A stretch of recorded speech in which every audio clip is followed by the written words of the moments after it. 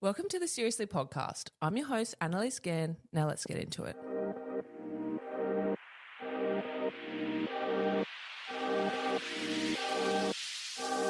Welcome to the Seriously podcast, where we make light of serious conversations with really interesting people. Rebecca Antonucci is a life coach committed to helping women break through their limiting beliefs and reclaim their power. When she's not coaching, Beck shares her content through her podcast, Sex, Love and Money, and also speaks to her 24,000 social media followers. I am so excited for this conversation today, so let's get into it. Welcome back to the podcast. I'm your host, Annalise Gann, and this week we have Rebecca Antonucci.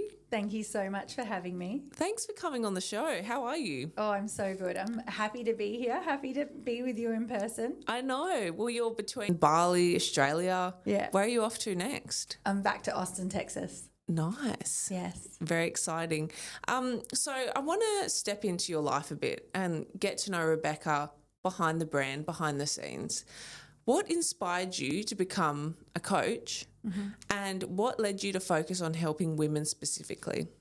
Yeah, I mean, I've always had a very activating energy where if I'm around someone, I love to motivate them and believe in them and see the vision of what they're going to step into. And my personal energy has always spoken to people in a way that if I believe in them, they manage to do something beyond what they thought their limit is. And I used to be a personal trainer in my very young 20s, and and I loved it. But it also sent me down quite a deep disordered eating journey for the better, not better half, but for a full decade, longer than a decade. And so with that, I realized that I tried so many things to try and heal disordered eating, bulimia, accept my appearance when I looked in the mirror. And I tried all the kind of surface level things, diet, personal trainer, different types of exercise, different types of dieting, self-help. And then I found workshops and personal development, and I really immersed myself into that. And I found things about myself that I, for such a long time, felt really challenged with. But once I stepped into this world, I learned how to accept the parts of me that I was at war with.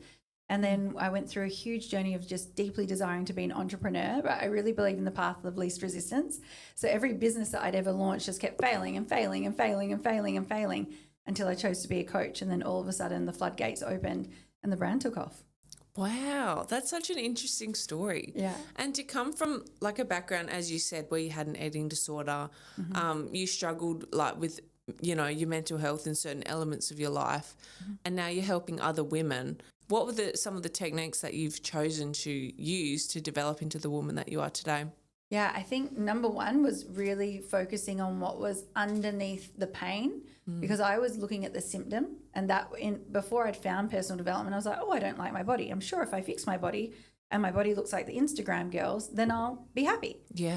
And so I was trying to fix the surface. And so the very first thing of personal development is really looking at the root. Like the symptom is the symptom. I'm unhappy with my physical appearance. The symptom is the sexual shame. I was on the receiving end of an STI where the sexual partner didn't disclose to me, okay, I've got herpes now and I don't like myself. I was so focused on the symptom. How do I cure this? How do I heal this? How do I have a man choose me even though I have this?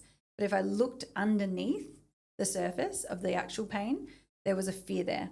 And the fear for me was rejection, not being accepted, not belonging. And so really the first tool that I've ever worked with, and I work with all of my clients, is really looking at all the things that we're avoiding and getting away from the symptom and diving deeper.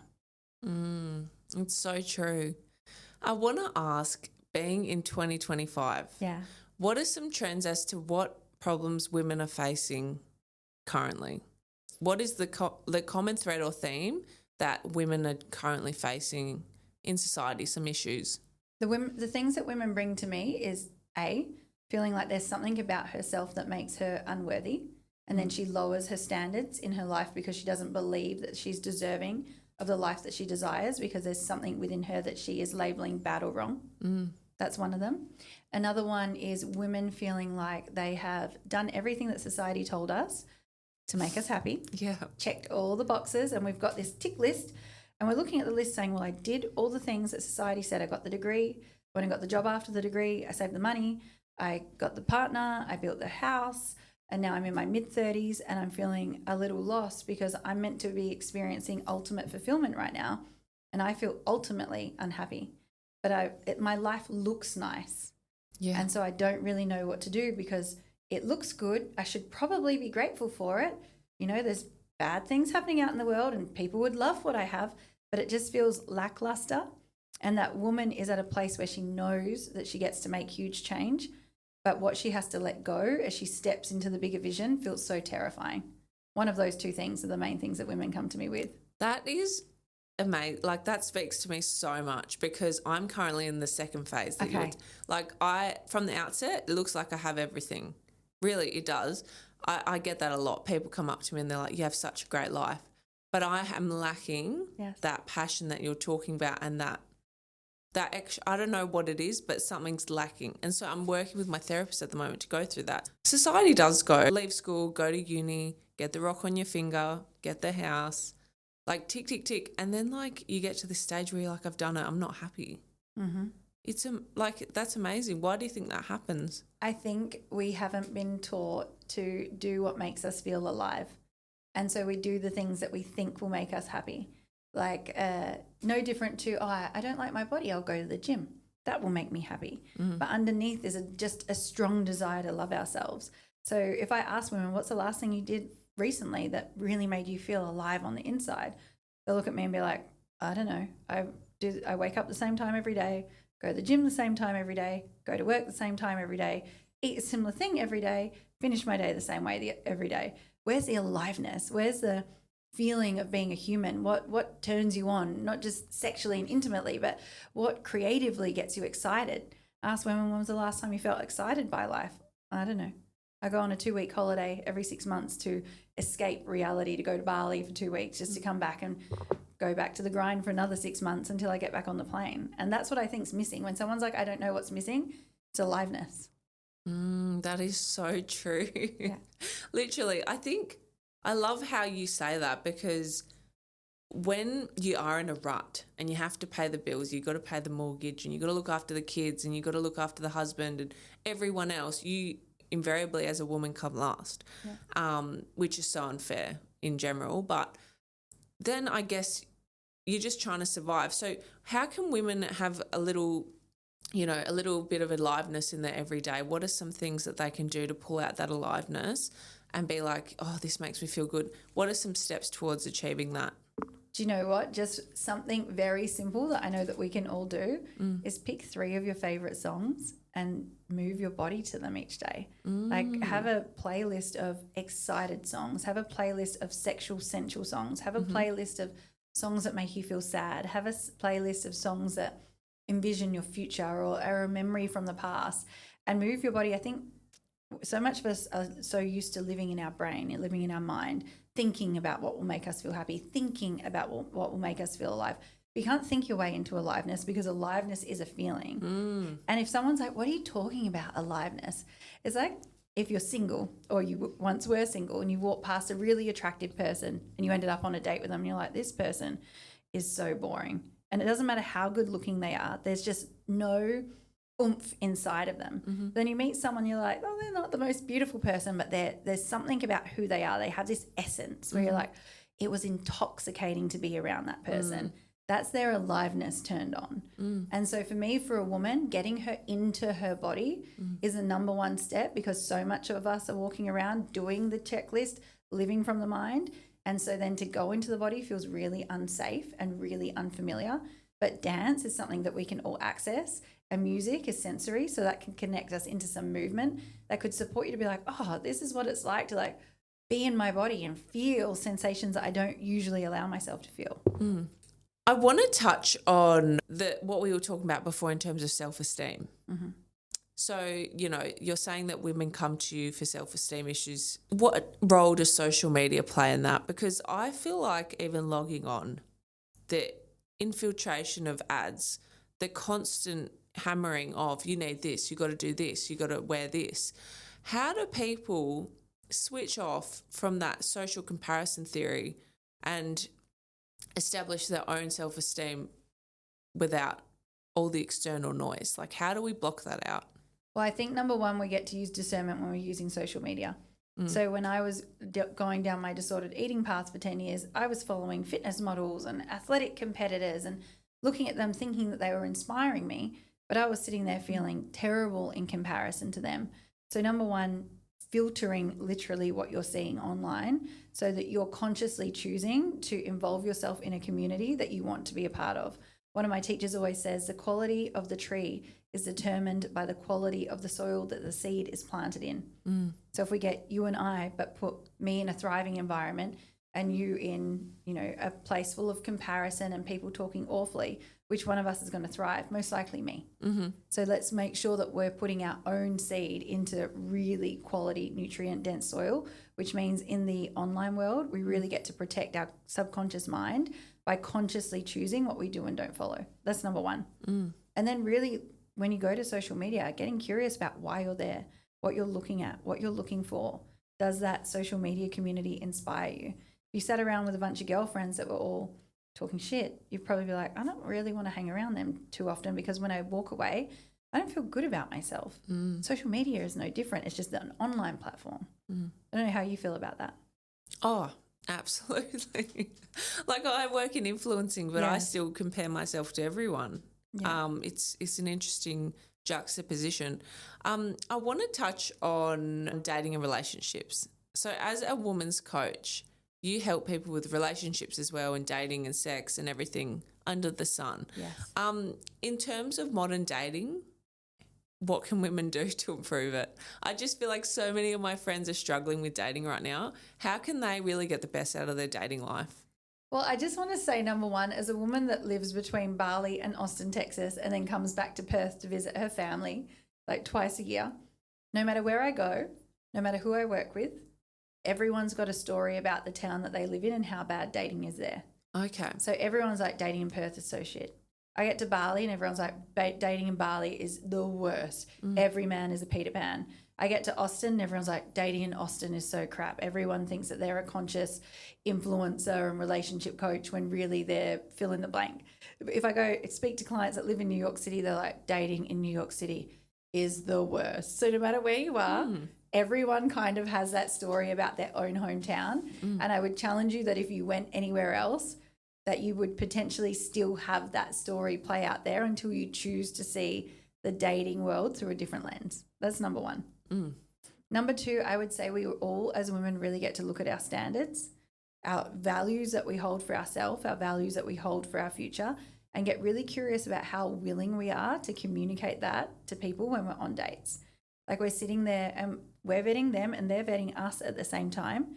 Some of us are coming with an agenda and just hoping like, oh, I really want a partner. I'm going to say all the right things so Annalise will want to date me versus I'm going to sit here and get curious about Annalise, see how I feel in my body being around you. You getting curious about me as well, seeing if there's alignment. That's where I feel a lot of women are going wrong. They want partnership so badly, so desperately that anyone is almost the one, and that's going to end up in something, chaotic down the track versus actually exploring, okay, I like you, you're attractive, we're having a nice time.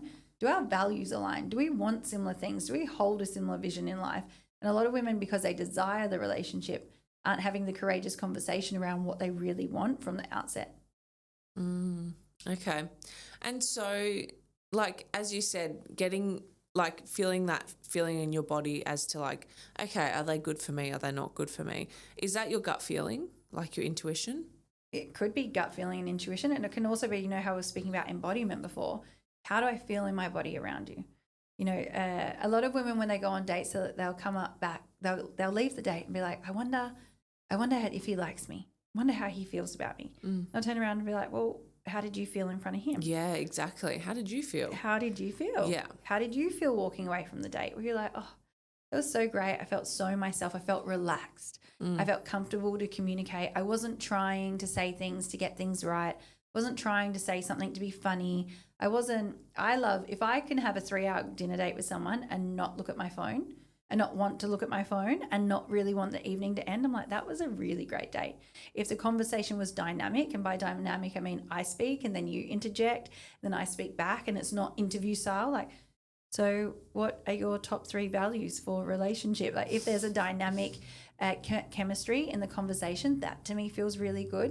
And I think women get to really sit down and ask themselves, what would feel good for me versus just trying to get the other person to like her or want to see her again. Mm-hmm. I want to ask, should women ever settle? No, never. No. I feel like, like I agree. Like I think obviously never settle. But what is the difference between having a nice, healthy partnership and settling? Having a nice, healthy partnership and settling. I think a nice, healthy partnership can be deep and intimate and fulfilling and loving. And settling is when you know something's missing and that thing is non-negotiable. Yeah. Because there's standards. There's non-negotiable standards. Like for me, he doesn't smoke or vape.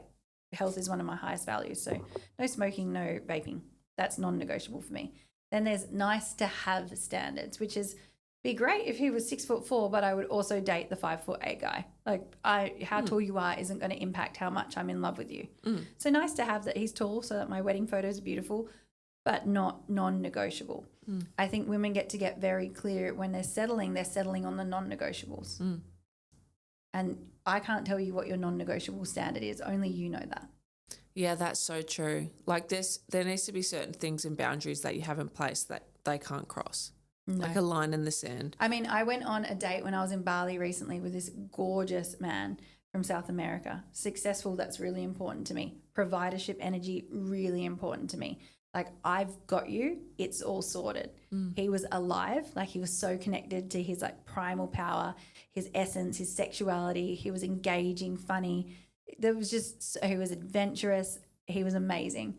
But he drank and he smoked. And I drink 1.5 wines max and I don't like smoking at all. And I thought, you know what?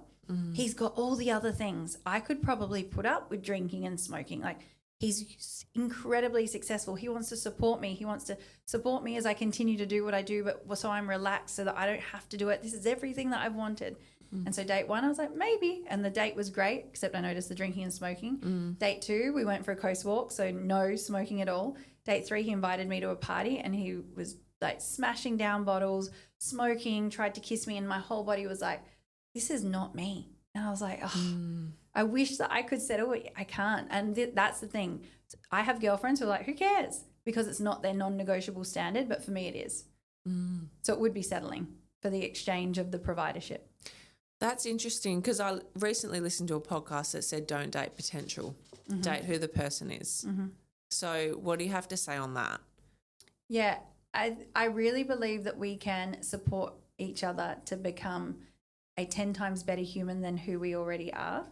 But again, you get to come from what your values are. I don't desire to improve someone that isn't already great. So to me, I'm very clear within myself. My standard is he's an amazing man without me and he becomes 10 times a man with my presence. Not, oh, he's not doing so great, but then I step in and he's so inspired by my energy that he does something, because that would be me constantly pulling him forward. But that's a personal value that I hold. I know women that have met men that have 100x their lives with their partner present, but he was already great and his actions and words matched that he was going to fulfill his potential, and the things that he said, he matched the things that he was going to do with the action to show that he is who he says that he is, and he is going to become who he says that he's going to become. So yes, listen to the words, but then I'd be looking for consistency in action to prove that the words are true and not the word. So easy to say the words, but we don't just want fluff, we want truth. And actions are going to prove the truth. Like, what are you actually going to do to step into your potential if that's what you're saying? Yeah, I feel that on a deeper level because I've dated guys where I'm the one lifting them up. Yeah. And it gets exhausting because it's like, you got to do it on your own, doll. I can't always be there to lift you up. Well, my ex-partner, we had businesses that were similar, life coaching businesses, and he was launching a bricks and mortar business. And I know how to blow up a life coaching business. And financially, in his bricks and mortar business, he was suffering. And I was so frustrated because I was like, I can teach you. I can teach you. You don't have to be broke. I know exactly what to do. I can teach you. And one of my teachers said to me, Rebecca, you're not his mother. You're not his mentor, and he will resent you if you are his teacher to teach him that.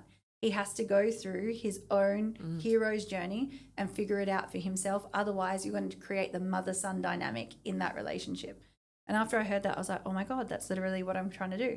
Save this little boy from the scarcity that he's living in. But that's not going to create intimacy and connection. And I'm, as a woman, never going to feel safe if I'm the one dragging us forward. Exactly. There's a misalignment there if the woman is doing that. I felt that in past relationships as well. Can we touch on your past relationships? For sure. Because aren't you recently single? No, I've been single I've been single for 2-ish years, but the breakup felt like it went for a year and a half. Yeah, because I've seen your posts. Yeah. And you were saying how, if you don't mind me saying, that you were in was it a 4-year-long relationship? 3 years. 3-year-long relationship. And then you were on and off again at the end a little bit. Breaking away from that, how hard was that for you? And, you know, how did you get to the place where you finally cut the cord? Yeah. You know, to better your life essentially. Yeah, I mean, I'd been really hurt by love at 25. I left a partner and the man that I slept with next passed on the herpes virus to me. And that was so earth-shattering to my self-worth because I thought the only thing that made me good was my physical appearance, and I felt like herpes had ruined me. So I avoided relationship for 7 years, and my next partner was that last partner. He created a lot of safety for me, but my woman never felt on. She never felt turned on. She never felt alive in the relationship, and I didn't feel like we were creating the vision and the future that my woman was aching for and knew was calling her forward. I really felt like I was settling, and life felt lackluster. Our sex felt lackluster. My fulfillment felt lackluster. My creativity wasn't online because I just felt like I had this great partner on paper, but experiencing each other, it didn't feel alive. It didn't feel connected. It didn't feel the deep intimacy that women desire, the chemistry that we speak about. That didn't feel like it was there. It felt like it was surface level. And I knew that I was deserving of so much more. And when I left, I moved country. I moved to Bali, and I didn't realize I do a lot of inner child healing with my clients. Because of the hurt from that past breakup 7 years ago, my inner child had created so much safety with this new partner. And he was so reliable, so consistent. He's such a good guy. Like, he's a great man. He just isn't my man. And so to leave him felt really terrifying for the parts of me that felt unsafe, and just felt like, oh, his love was so reliable that when I finally left, I had to go through a huge inner child healing journey. I had to learn how to cut cords with the past. I had to learn how to really heal that breakup from 7 years prior. I had to learn how to have a no contact boundary with my ex, because he was the kind of man that would never quit. So if I was like, I'm done, he's like, we will never break up. I was like, no, we're breaking up. He's like, I will never quit on you. And a part of me loved the part of him that was like, no, I don't want to fail. We won't quit, Rebecca. We're going to stay in this and work it out. And so every time I went through the breakup with him, you know, every 3 months as we get to the end of the 3-month no contact boundary, he'd connect with me again. And there was a part of me that was like, oh, I wish it could be him and maybe he can give me what I want. But we'd explore it, and he can't, because we're not meant to. We're two pieces of a jigsaw puzzle that are not meant to fit. And so we'd explore it again, and then the same unfulfillment would come up, the same lackluster chemistry would show up again. And so I'd have clarity once again, it's not you, let's separate. And that kept happening every 3 months. And so it really dragged out a breakup that should have been done once into an 18-month journey. Okay. What are some tips for women going through that, and when the man loves you more and doesn't want you to leave? Yeah. How do you quit that? I find that's really common. Do you know what? Number one for me, I know you referenced settling a lot today. I wrote down my vision for my future, and I didn't involve him in it. And I actually asked him to write his vision down as well. This is where I was like, let's get really logical and, masculine containment here. Let's not go from our feelings. Let's actually see if our lives fit. So I wrote down my vision for my future, and he wrote down his. And then I said, let's do the domains of our life that are really important. So I wrote down sex and intimacy, because that's really important to me. We'd said that freedom was a shared value of ours, but what he believes is freedom and what I believe is freedom are two very different things. So let's write down what freedom looks like: lifestyle, money. And so then we got each of those pages and put them together to see where the alignment is and where the obvious misalignment is. And there was a lot of obvious misalignment there. And so that's when I could turn around and say, like, hey, we're meant to be creating a shared vision for our life together, and what we want doesn't align. It looked like, I'll support you as a friend, but it doesn't look like this is intimate, committed partnership. So that was number one, visioning. Number two was getting really clear on my non-negotiable standards, top 3. Number one is that I trust his providership and that he has a fire in his belly to provide for me, for our family, for our future, that he's generous and I can literally relax knowing that he's got it. I didn't have that with him. That he values intimacy as much as I do and has time in his calendar now every day, every week for us to spend intentional time pouring into that cup. He was like, I don't have time for that right now while I'm building my business. Let's do that later. But that's non-negotiable for me. And number three, that he's ready to create a vision for our life, a shared vision for our life together now. And all of that he wanted with me, but he said, I'm going to be available for all of that later on. And so that to me was like, okay, we're talking about settling today. I can choose to be with him because he's saying later, but my standard is right now. So then I got really clear within myself of, okay, he literally, the reason I'm so unfulfilled is A, our vision doesn't match, and B, my top three non-negotiable standards are not met. Because yeah, he doesn't drink and he doesn't smoke and he's fit, but the things that actually are going to create fulfillment and meaning in my life are not there. And so that's the work that I would start women with, vision and standards. And then if you know it's not him, you get to go into some inner child healing and cord cutting to truly separate from that person. Have you healed? Yes. So you're fully over it? Over him? Yes. Congratulations. Yeah. That's a big thing.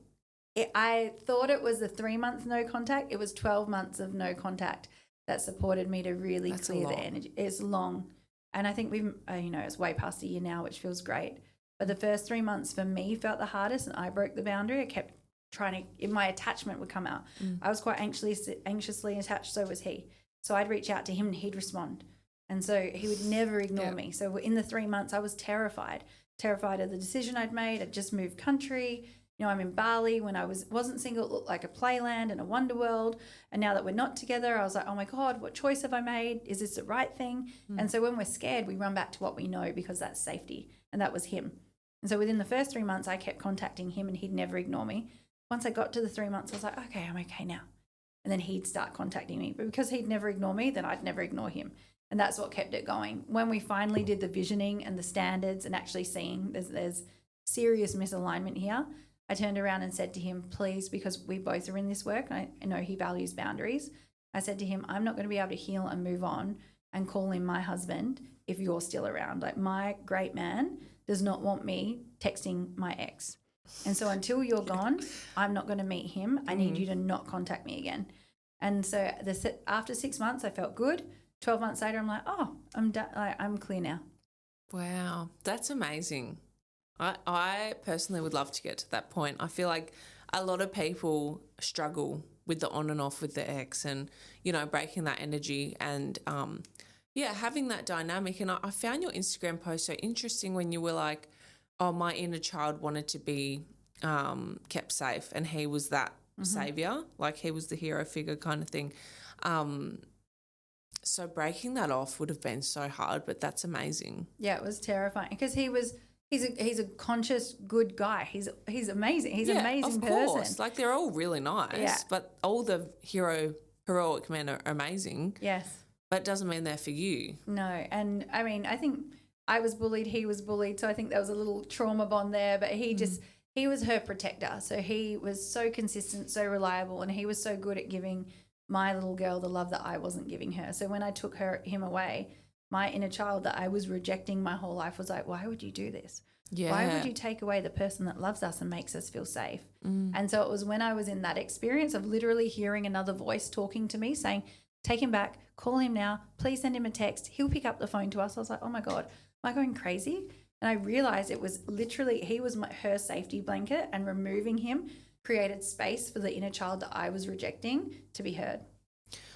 What is life like for you now? In terms of dating or in terms of? Just everything. Like, I mean, you travel the world, you live all over, you have an amazing business. Yes.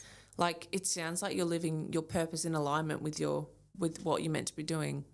Yeah, I live between Bali and Austin, Texas primarily. I'm currently applying for my American visa, artist visa, because I have a podcast, is what I'm applying for all those that are like, how are you getting a visa for America? I was like tossing up between an entrepreneur and an artist visa. So I've gone artist. My life looks like I have online coaching programs for women, private coaching mentorships for women. I have a small team. Then I obviously have my podcast, Sex Over Money, that launches every week. So that's primarily what my work life looks like. And then I really love the difference between business and pleasure. And one of my personal powers is presence. So when I'm working, I'm all in on my work to really maximize the result that the work creates.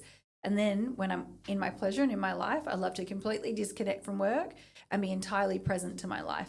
And that's how I feel like I get the beautiful balance of both. Amazing. No, it's so good to hear. Like, I feel like you've done so much in such a short amount of time. Yeah, so it's great. Well, I broke up with him and left for Bali 2.5 years ago now. And then my life, because I was settling, like my life was good in Perth. It was nice. I felt lackluster. I had glass ceilings all over my head. My income couldn't shift.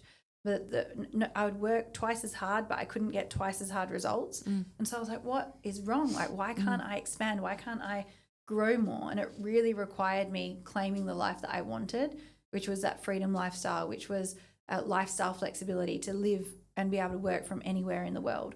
Once I started to expand my life experience, everything expanded with me. I love that. That's amazing. Beck, what's next for you? Like, I feel like you've got so much happening and like we need to know. Yeah. What can you say? Well, obviously the visa and I'd love a home. I've been on this freedom global lifestyle for 2.5 years. So it's gotten a little, is amazing. And I'm really craving home. So Austin, Texas, getting a house there, blowing up the podcast. So amazing podcasters are over in Austin. Joe Rogan is there. Chris Williamson is there. A lot of people with really big names are going over there. So I'd love to see Sex, Love and Money really make her waves in the podcast Austin community. Amazing. Well, I just want to thank you so much for coming on today. You've been an amazing guest. Oh, thank you so much for having me. Oh, you've been awesome. And I feel like a lot of women will take a lot of power from this conversation and take some steps to change their lives. So thank you. Pleasure.